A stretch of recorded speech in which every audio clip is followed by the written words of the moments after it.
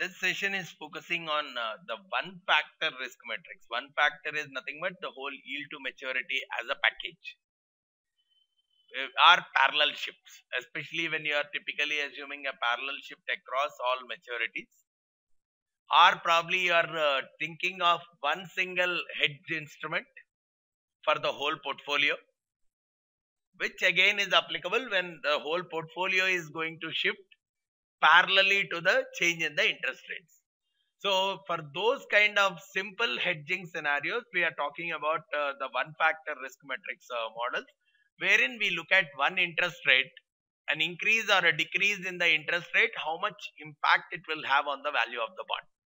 And based on whatever is the change in the value of the bond, because of the interest rate as a one single number changing, we will create our hedged instrument accordingly. As we will enter either into the derivatives market or whatever, using that as the impact because of a change in the interest rates. So on those lines, the focus is, see, typically everyone is bothered about the interest rates risk. There are a lot of participants. Whenever we talk about assessing the interest rate risk, the focus is on two things: whatever the instrument that we are using for hedging and whatever the instrument that is getting hedged. Probably I have a portfolio of bonds. 30% of my money is invested in 2-year maturity bond. 50% I have in 5-year maturity bonds, and remaining 20% I have in 10-year maturity bond. Let's say this is my overall portfolio. Right? Now, probably this portfolio I am trying to hedge with some other interest rate future contracts.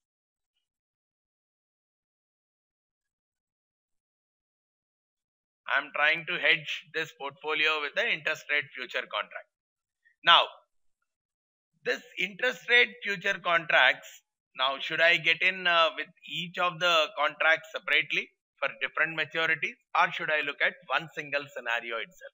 Or probably I may try to hedge this entire thing with some other index based future contracts. I may use a different hedge instrument for hedging one portfolio, because it's not mandatory that for all of the for the entire portfolio I may not get separately the futures available in the futures market.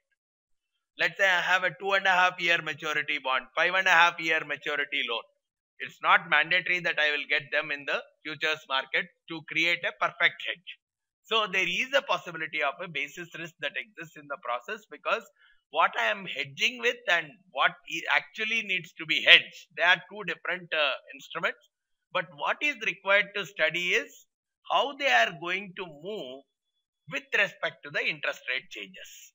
Right? Based on the past data I can do that, or based on the valuation approaches we can do, how each of these instruments, the prices are going to move with a small change in the interest rates. And probably from a hedging standpoint, that knowledge is necessary. From an investor standpoint, they'll take their decision in terms of what is the optimal combination to create a portfolio. Right? How much, depending on the risk taking ability of the person, they may suggest 70% in short term, 20% in medium term, 10% in long term, or vice versa. So investors and investment analysts can typically create optimal portfolio combinations. And even from an asset liability manager's standpoint, the matching of the various buckets, the sensitivity across the asset and liabilities across the various buckets is something that they would be doing. So for each one of them, understanding how the interest rates are going to impact, and if the interest rates change, what is the impact on their asset liability combination portfolio, is something which needs to be assessed. For that, what we can typically see is we can think of interest rates whether they are parallel shift or non-parallel shift. If it is a parallel shift, this one factor models will be more applicable. But wherever we are seeing non-parallel shifts, we'll talk about the multi-factor models, which we'll cover in the next chapter. Right. So for the as far as one factor models are concerned, the most common ones are being duration and even DV01, which is nothing but dollar value per 1 basis point change. 1 basis point change in the interest rate, or generally decrease in the interest rate. If the interest rate decreases by 1 basis point, what would be the increase in the price of the bond? Price value of $1. Sometimes, I mean, the different terms that are typically used, PVBP, price value of a basis point. Yeah, PV01 is also the same term. I mean, that's where PV and DV are used. I mean, DV is a US term, basically, the dollar value. So PV is a very common word. Basis point, sometimes they use basis point or 0.1, which is basis point is also 1 basis point. 0.1 is also nothing but 1 basis point. So what we are saying is, if the interest rate change by 1 basis point, what is the impact on the price? So for example, if I see this using a semi-annual discounting, compute the DV01 for a 20-year 5% US Treasury bond that is yielding 4.5%. So as a part of my calculator, I can typically take the I by Y as 2.25%, because we are talking about a semi-annual discounting scenario.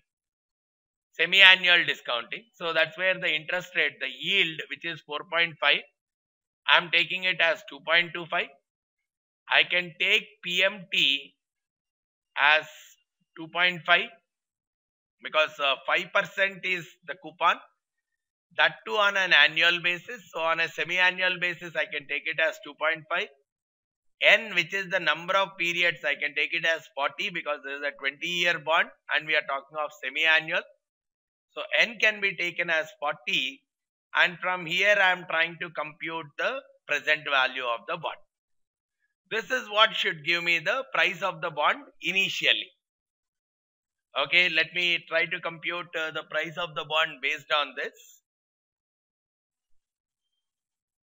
So it is coming out to PV 2.5%, number of periods being 40, and PMT being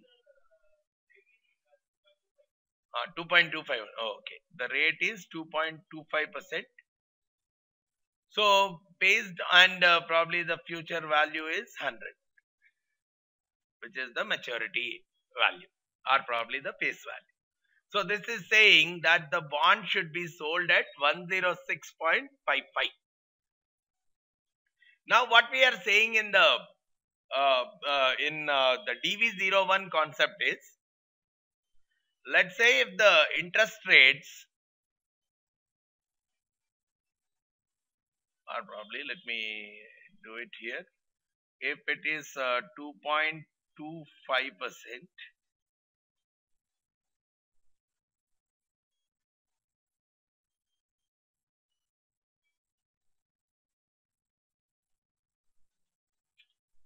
so if let's say the interest rates become 2.245%, that is what? A decrease by 1 basis point. Right? 1 basis point means from 4.5%, basis point is nothing but 0.01%. 1 basis point is 1.01% change. So from 4.5, if the interest rate becomes 4.49%, 4.49% is on a semi-annual basis, it is becoming 2.245%. 2.245%. What is the impact on the interest? What is the impact on the price of the bond? The price of the bond is actually becoming 106.69. From 106.55, it is becoming 106.69. So what we are saying is, if the interest rate is falling by 1 basis point, the price of the bond is increased by $0.14, right? This is what we call as a DV01.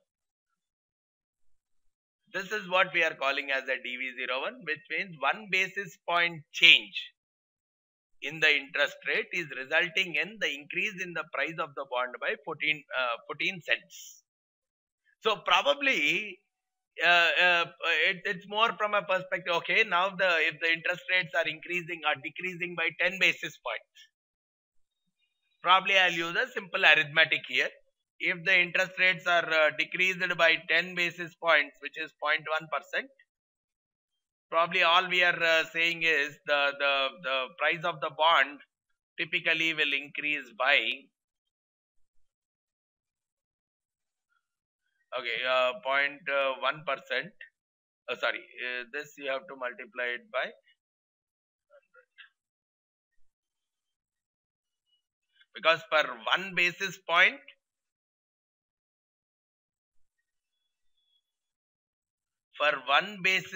just 1 second. For 1 basis point, there is an increase by $0.14. For 10 basis points, it should be an increase by 1.37, $1.4. So that is the sensitivity. So the value of the bond will go up by that much.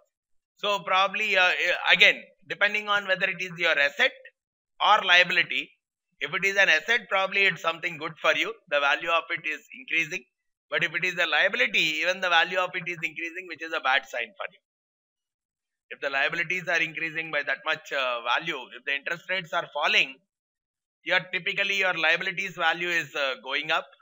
But if the interest rates are falling, the assets value is also going up, which is a good sign for the, if you have more of assets and less of liabilities corresponding to that interest rate, to that time period, it's a good sign. But that is from a profitability standpoint. But as a risk manager, I should always target about minimizing the gap between the two, rather than if the interest rates go up, I am more profitable. If they go down, I am more at a loss kind of scenario. I should be more looking at how do I mitigate the uncertainty across that. So DV01 is one simple method, which is a simple arithmetic. Once you find out the value of the DV01, after that it's a simple arithmetic in terms of finding out what is the change in the price of the bond corresponding to 10 basis points change. This always talks in terms of dollar values itself. It is not focusing on the percentage changes. DV01 is primarily into the dollar value change of the basis points itself for 1 basis point change in the interest rate. But yes, most of the times we have already seen that the relationship between the price and the yield is curve in nature. It's not a straight line. So a simple arithmetic of multiplying by 10 or 20 may work only if the interest rate changes are very, very small, but they may not be effective if the interest rate changes are much, much higher. Even if there is a fall of 50 basis points or increase of 50 basis points or something like that, then DV01 may not be that effective at all. Only for very, very minute changes, probably this kind of arithmetic can be worked out very easily. Then we are talking about the other mechanism called the duration, where we are understanding not in terms of dollar terms, but in terms of the percentage. What is the change in the price if the interest rate fall as well as interest rates increase by the same percentage? So if in the same logic, let's say I'm talking about a 25 basis point change, right? I'll look at a 25 basis point change, right? If I'm talking about a 25 basis point, from 4.5 it has to become 4.25 as well as 4.75. So 4.25, if it is becoming, this is the interest rate, and if it is becoming 4.75,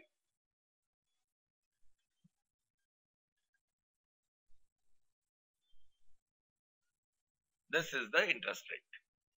So, okay, earlier, just to see if I had gone with the DV01, where almost 14 was when we had done, okay, this number instead of 4.25, I still go with 4.49, saying a DV01 mechanism.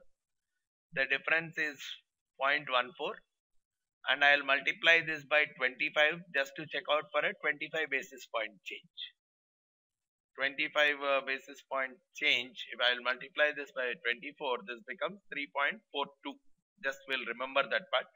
3.42 should be the change in the price. Whereas, if I'm directly putting 4.25,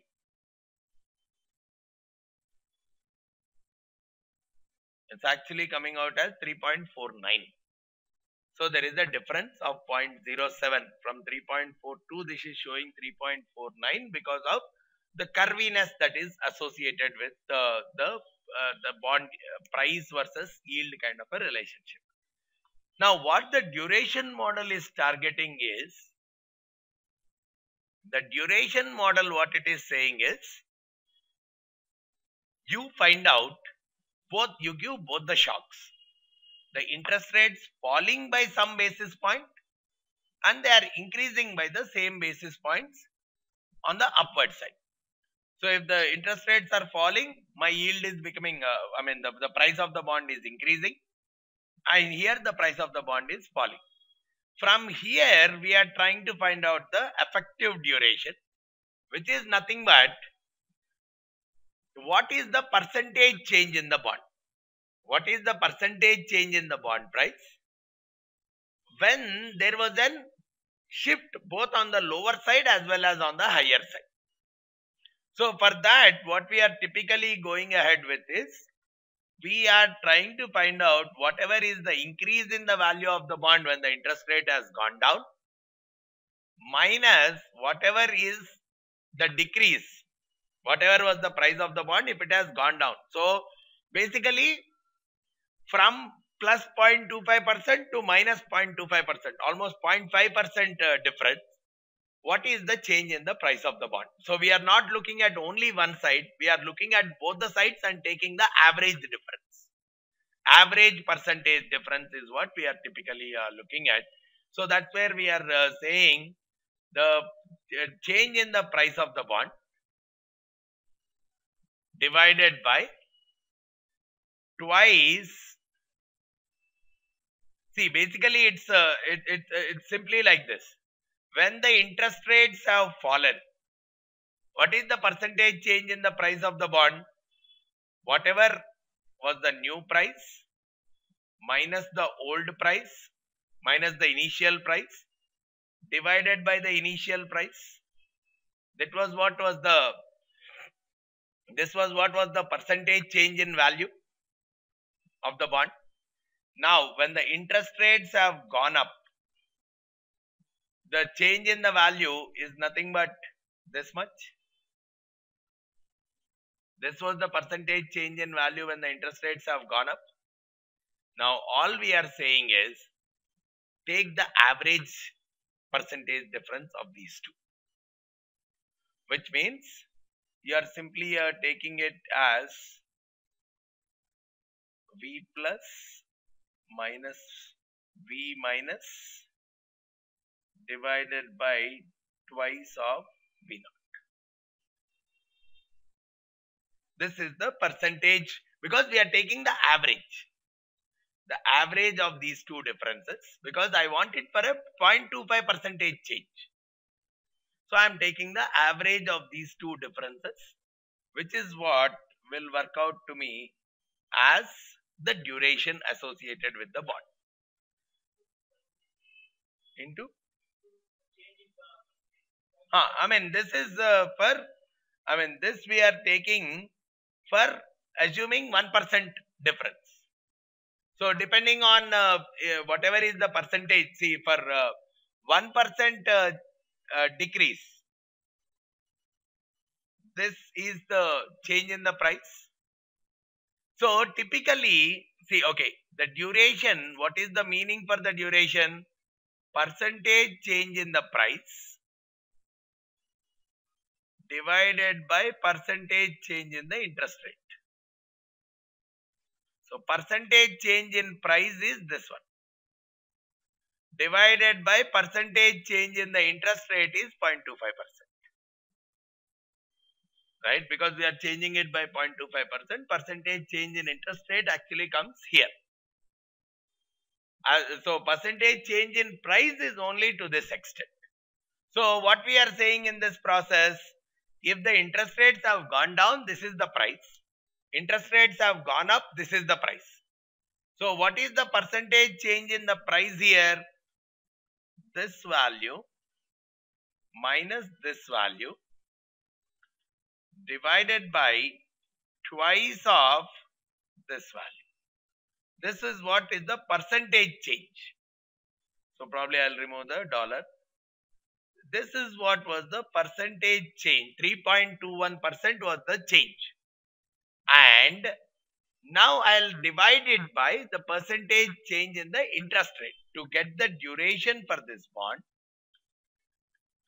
I will divide the percentage change in the interest rates divided by, percentage change in price divided by percentage change in the interest rates.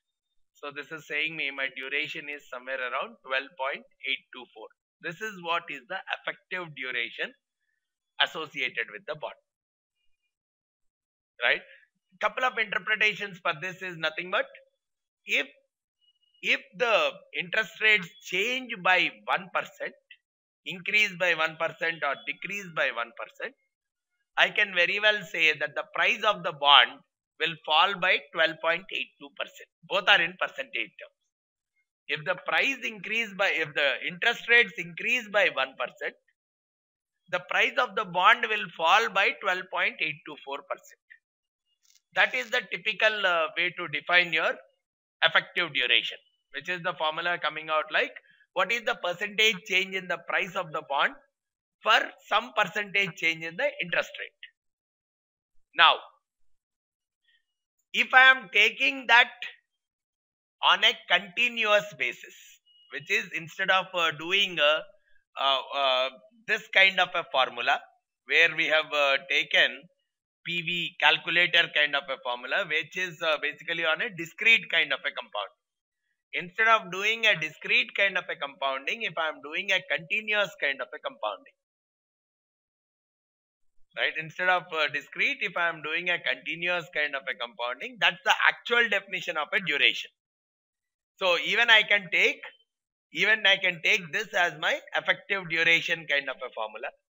Now if I divide this by 1 plus y, which is, if I want a semi-annual from a continuous compounding, if I want a semi-annual kind of a compounding, so I should divide this duration by 1 plus y. So it is more like probably my yield to maturity during this process is 4.5%, right? So I divide it by 2.25%. This is what will give me my modified duration. Whenever I am dividing my effective duration by 1 plus y, because it's nothing but from a continuous compounding mechanism, I am converting it into a semi-annual based compounding mechanism. That is why I am dividing by 1 plus y, which is a conversion from a continuous to a semi-annual. And you can even interpret this, when you are doing this, you can even interpret it as approximately the number of years it takes for the maturity of the bond. If at all the bond is not a coupon based bond, assuming that it is entirely a zero coupon bond, or probably the risk of this bond is more or less similar to a zero coupon bond which is going to mature in 12.54 years. The other way to interpret, because for a zero coupon bond, duration is same as its maturity. For a zero coupon bond, duration is same as maturity. Whereas for a coupon bond, duration is much lesser than the maturity. This is a 20-year maturing bond. But we have got the duration as 12.54. So what we are saying is, for a zero coupon bond of similar, the risk of this particular bond is same as that of a zero coupon bond with 12.54 years maturity. If at all I have to evaluate, because why we are talking about this is, people, what they can do is, they can hedge this particular bond with a 12.54 year maturity zero coupon bond. See, my actual bond is 20 year, whatever, 5% coupon kind of a bond. Right? By finding out the duration, I got some number as 12.54. Now, why am I using that information? For what purpose I am using the information? What we are saying in that is, for a 1% change in the interest rate, the price of the bond will change by 12.54 or 12.82%. Now, what I want the other side also is, from my gain perspective also, if the interest rate go down by 1%, I should gain 12.82%. Then it's like a perfect hedge for me. Right? So, if already my portfolio, if interest rates go down by 1%, let's say I am going to lose by 12.82%, I should have another scenario where if the interest rates are going down by 1%, I should gain 12.82%. So, assuming that only duration is the focus, this portfolio will be hedged by a zero coupon bond which is going to mature in 12.54 years. Or probably 12, 13 year maturity kind of a bond, I'll use to hedge this kind of a portfolio. Because the risk of both of them is more or less the same. The risk measured in terms of duration for both the securities is more or less the same. But the reality is curvy nature. So, the duration alone may not be a good hedge, especially if the interest rates are fluctuating quite drastically. If the interest rates are not too high, my solution is, for this bond, probably I should hedge with a zero coupon bond, which is having a 12.82 duration only. Both, I'll take the opposite position. Probably if I am already long on this portfolio, I'll take a short position here, where on the zero coupon bond which is maturing in 12.8 to 13 years kind of stuff. Or I'll give a short position on a bond. I'm selling a bond is I'm raising the capital. So probably I'm borrowing for a 13-year period. So even if the interest rates are going down, I am having a similar kind of a benefit, which will give me neutralized position altogether. But the scenario is this 20-year rate. Across 20 years, the rates could be different. Whereas here I am talking about a zero coupon bond which will mature directly after 13 years and it is subjected to a lot of interest rate risk fluctuation. Whereas this may or may not be subjected to similar kind of rate fluctuations. So that is where the duration based hedging may have an impact. And of course, the simple way to find out the duration, link it with the DV01 is nothing but DV01 is a dollar value, whereas the duration is a percentage change. So all we are converting is the duration. If I am multiplying it by 0.1 basis point, which is 0.01%. 0.01% is nothing but 0.0001. I am multiplying that with 0.0001. It gives me that percentage change in the price of the bond for 1 basis point change in the interest rate. If I multiply that with the value of the bond, it will give me nothing but the DV01 itself. But in both these mechanisms, the drawback side is, if the interest rate fluctuate quite drastically, these mechanisms are not a very good hedging measures at all. On the other side, let's say we also find out the convexity associated with the bond. Convexity is nothing but, as a definition, it is nothing but percentage change in the duration divided by the percentage change in the interest rate. So percentage change in the duration itself. So duration itself is the average difference here. We are trying to find out the percentage change in the duration at different point divided by the percentage change in the interest rate. So the typical formula for a convexity comes out as whatever is the increase in price, whatever is the decrease in price, minus twice, because we are talking of V plus minus V naught as 1, minus of V naught minus V minus. So typical, because we are talking of change in duration itself, the percentage change in duration itself. So, and we are talking about two changes in the interest rate, because the duration itself is the change in interest rate. In convexity, we are again finding out for another change in the interest rate. So that's where the change in the interest rate comes out twice. And also we have the original price also. This is what is accounting for, because this is the change. So if you see here, V plus minus V naught by V naught is one change in price. V naught minus V minus by V naught is another change in price. The difference of these two change in prices, right, is what is contributing to the duration convexity part, because we are saying percentage change in the duration. So the difference of these two, if I am taking, the numerator is coming out like this: V plus minus V minus V naught minus of V naught minus V minus, which is coming out as minus V naught plus V minus. So divided by V naught delta y square. This is what is constituting to the convexity, which is contributing to the curviness for us. So how do I compute the convexity in this case?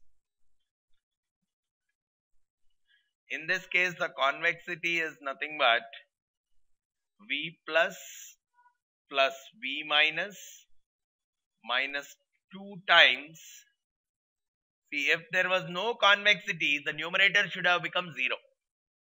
V plus, which means the increase and decrease are equally same from the original point. That can happen only if there is a line. If it is a curve, the increase and decrease could be different. So that is what is being coming out because of the convexity. And we are talking about whatever is the change, 0.25% square, and multiplied by the original itself. So this is saying the convexity in this case is 217 units.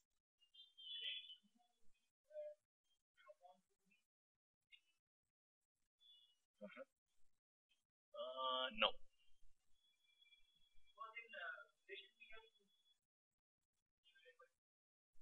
Again, by 2 is coming out, right? The percentage change. Let me just check. So now what we are saying is, if in this case the convexity is this much, if at all I want to find out now what is the actual percentage change in price. Let's say there is a 1% drop. If I had used only duration approach, I was saying that the increase in price is by 12.82%. Duration multiplied by whatever is the drop in the interest rate or increase in the interest rate. But now using the convexity, what we are saying, apart from the duration, right, apart from the duration, because the duration is a negative part. So apart from the duration, let's say this we are calling it as 1% drop. 1% drop. So apart from the duration,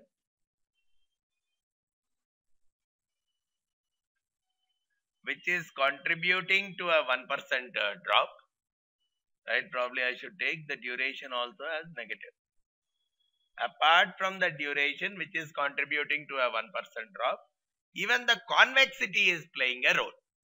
And for the convexity, we are writing it as 0.5 times the convexity value times the change in the interest rate square. Apart from the duration, we are also talking about 0.5 times the convexity times the change in the interest rate square, which is what is contributing to an increase of actually 13.91%. Earlier, a drop was contributing to 12.82%, but because of the convexity, the price is actually going up by 13.91%. Because the simple graph, if at all I was using a duration for this, if at all I was using duration, it is more of a tangent here. So duration for an interest rate drop of 1%, the duration was saying that the price should be only this much. Whereas when I have added the convexity factor, it is saying the price should be even more a little bit, which is what is nothing but 13.91%. And even if it is on the positive side, the duration is the convexity also put together is saying that the price drop should be only 11.73%. So that's where if it was a 12% drop, probably the price is going here. But if it is only 11.73% drop, the price is going there only. So that is where the convexity is also adding up. So sometimes what people do is the hedging is based both on a combination of duration as well as convexity put together. So the hedged instrument, whatever the instrument that they are using for a hedging purpose, they will compute not just the duration, right? Probably for the zero coupon bond of 12.84 years maturity, duration is matching, but convexity may or may not match, right? Probably if I am saying the same 12.82 zero coupon bond, right? The duration might match. So if at all I am seeing a zero coupon bond,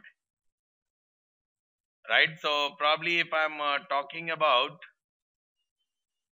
the value of a zero coupon bond, 2.25%, then NPER being 40, no, NPER being 12.82 into 2,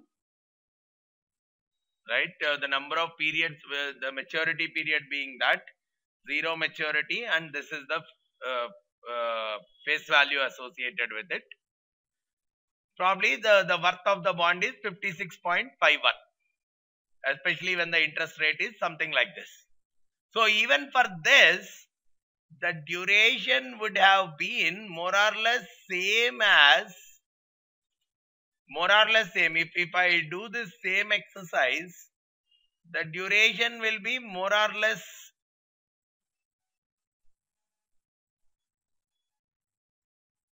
okay. If I do this same exercise, the duration would be more or less same as 12.8.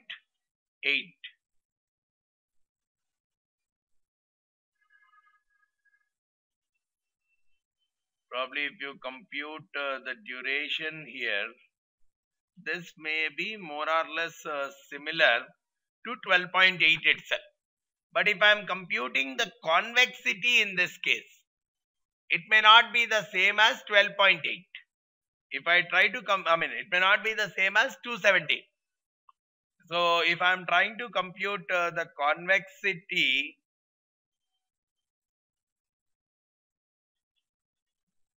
if I am trying to compute the convexity,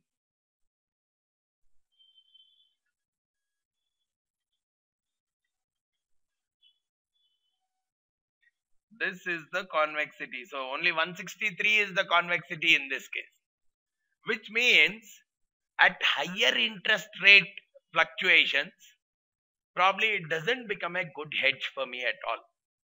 Hedging it with a zero coupon bond of the same duration may not be a better hedge for me if the interest rate fluctuations are very much drastic. So that's where I will try to see some other bond, probably a combination of a 2-year and a 5-year, or probably a combination of a 15-year and a 5-year maturity bonds. So some kind of combinations I will do, wherein the duration also matches and even the convexity also matches, comes very close. That is where I am trying to do a better hedging on my securities. And when it comes to the portfolio, when we have to find out the duration or convexity, anything, it's a weighted average itself. When we are simply finding out the portfolio for each security, you find out their duration separately, multiply it with the market based weight. The weights, initially it's better, they are taken from the market value wise, but if they are not tradable in the market, or if those kind of restrictions are there, then probably you can take it on the basis of the investment value itself. But typically it's always advised that the weights that you are taking is based on the market based value itself. So it's a simple weighted average. So 22.97 into 4.41 plus 32.37 into 10.11, that is what will become the weighted average duration of your entire portfolio. Now what could very well happen is, I'll find out the duration of the portfolio, I'll find out the convexity of the portfolio, and I may very well choose that particular instrument which has more closer duration as well as convexity associated with this portfolio. Or probably I may combine 2 or 3 other securities which will simulate similar kind of duration and convexity, or come closer to the duration and convexity of this portfolio, and play my hedging task on that. Even I can get into a swaps or whatever it is. I will design the instrument from that standpoint and try to enter into the hedging mechanism. And one thing we have to see is, in all these examples, whatever we have looked at, a straight bond, the convexity is always positive. But whenever we come to a callable bond, which means some kind of an option existing on the bond, especially when the company wants, it can call back the bond, it can buy back the bonds. In those cases, what we typically observe is the price yield curve relationship is typically not like this. It starts increasing at a decreasing rate. It starts increasing at a decreasing rate because as the interest rates go down, there is a very high chance that the bonds are called back. Right? Because the call option, see, when the interest rate goes down, the price of the bond goes up. If the price of the bond goes up, the call option is actually giving the issuer the option to buy the bond at a fixed price. So he is getting a benefit of the difference between the market price and the fixed price. So he can very well buy back the bond. So because the chances of buying back the bond are higher, the premium associated with those kind of bonds is slightly higher. So that premium is what is the difference between these two rates. So as the expectations of the interest rates falling increase, the option premium actually increases, right? Because as the strike rate, as the interest rate decreases, the price of the bond increases. So if there is a possibility of the call option price increase, possibility of the market price going up and up and up, the value for the call option goes up. We have seen even in our options, if the market price is going to go up, the call option price is going to go up drastically. So the same logic is appearing here. Interest rates going down is market price will go up. If the market prices are going to go up, obviously if the expectations of the market prices are going to go up, then obviously the call option premium also will go up. Call option premium is what is paid by the issuer at the issue time, which means the price which the customer investor is paying is actually getting reduced.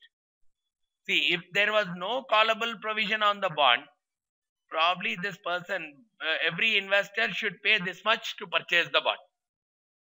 Now, if the issuer is coming out with a callable provision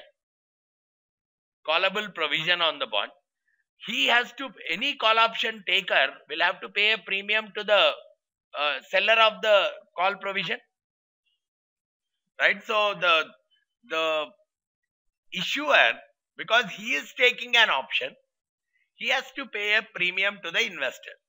He paying a premium to the investor is nothing but the investor, whatever the price he has to pay to purchase the bond, he is deducting that price from the purchase price of the bond. So the purchase price actually comes down from this level to this level. So as the interest rates are going down, what we are seeing is the typical, this kind of a relationship does not exist. It increases but at a very decreasing rate because the option premium component actually goes up. So this is where, if we see at this part, the convexity will actually be negative. The other way to talk about when it will be negative and when it will be positive is, whenever we draw a graph relationship, if the outside end of the graph is facing the origin, if the outside end of the curve is facing the origin, we call it as convex, positive convex. But if the negative, if the inside part of the curve, here what you see is the curve will be like this.